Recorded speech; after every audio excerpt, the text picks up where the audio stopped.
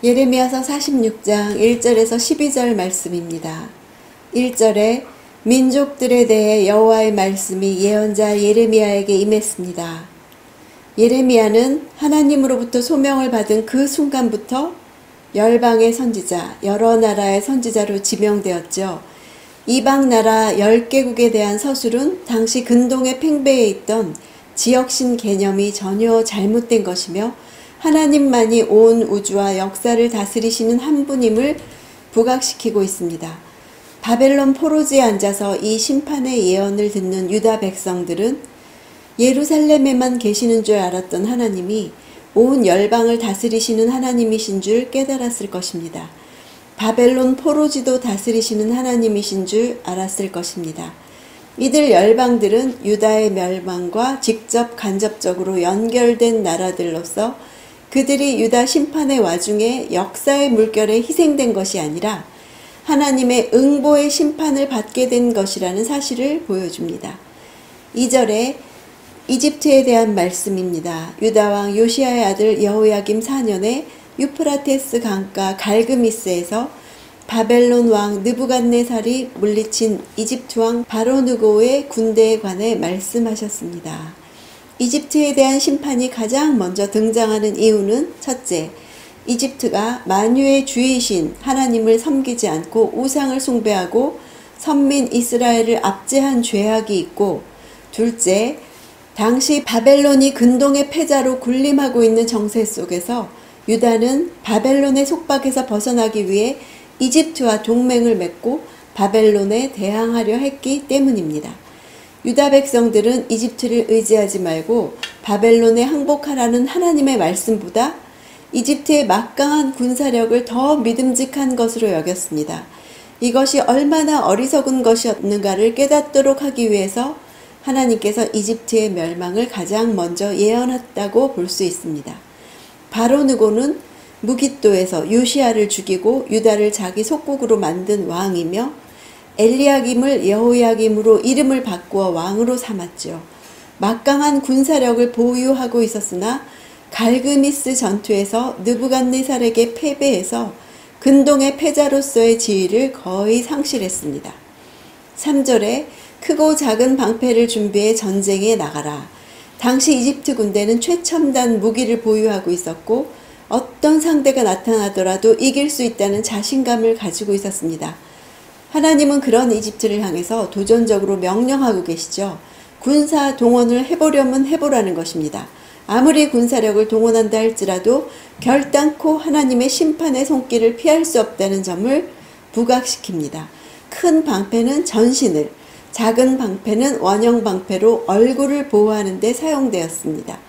큰 방패는 근 600세겔, 즉 약 6.84kg이 사용되었고 작은 방패는 금 150세겔, 약 1.7kg으로 만들어졌습니다. 이는 막강한 보병에 대한 것이죠. 4절에 기병들아 말에 안장을 채우고 올라타라. 고대에서 기병을 활용한 전투는 최첨단 전투 방식이었습니다. 유다의 경우 이보다 한참 후인 BC 135년에 가서야 기병대가 처음으로 활용되었다는 점에서도 잘 드러나지요. 말에 안장을 지우고 투구를 쓰고 갑옷을 입으며 창을 든 이집트 기병의 모습은 당대 최고의 군사력을 자랑하던 이집트 군대의 막강한 전력을 보여주는 것입니다. 이 자세한 서술들은 이 모든 것들이 하나님의 심판 앞에서는 얼마나 부질없는 것인가를 보여주는 것입니다. 5절에 내가 무엇을 보는가? 그들이 놀라고 뒤로 물러가고 있다. 그들의 용사들이 패해 도망가고 있으며 뒤도 돌아보지 않는다. 공포가 사방에 있다.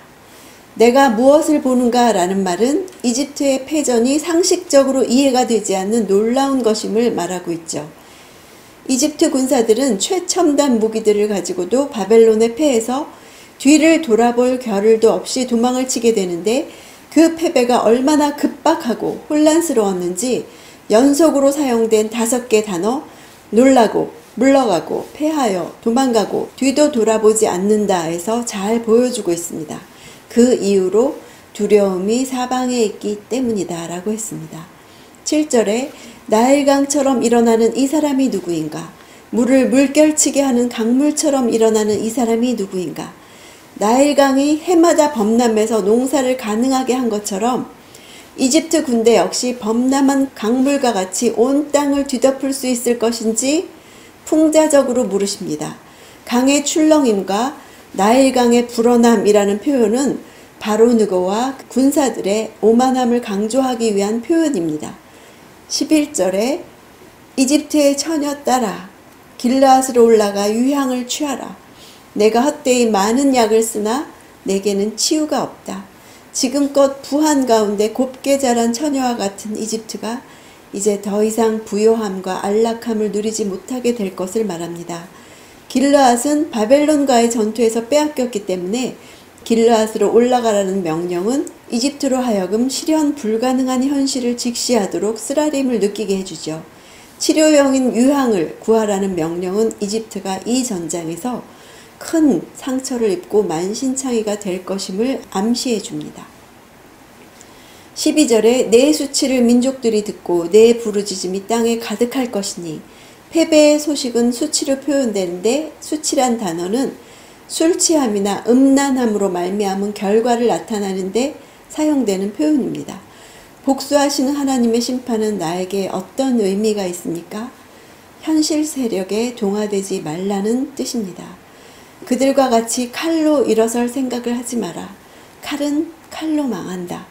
나만 하나님의 다스림 아래 있는 것이 아닙니다. 하나님이 다스리지 않는 사람은 없습니다. 신앙으로 사는 것이 결코 연약한 일이 아닙니다.